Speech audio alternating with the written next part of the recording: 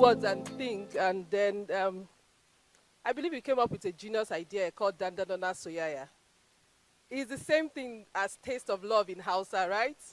Yes, but then you can see the posters. They don't convey the same message. And while we were, Taste of Love is 200 episodes. So if you watch NTA Kaduna, NTA Kano now, you watch a lot of Dandanon, but without all the love elements on the inside of it. So what we've done is that because we have base stories and backline stories of feuding families, we're able to project that more and just talk about the children getting married in the long run as against the impact of two people meeting themselves, falling in love, and still having a feud, the families, feuding against each other. The next one would then be, please, if you could stay on this slide, would then be this title that we have. I must tell you that these three posters that you see, they are the same stories. It's the same stories that we created, but we had to present this to different platforms.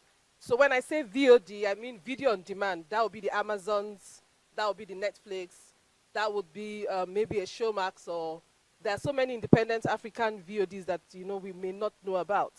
So it was important for us, when we launched this on African Magic, it was titled Ogene Kome because it was a South-South story. And when the VODs were going to take it out, it needed to have a global appeal.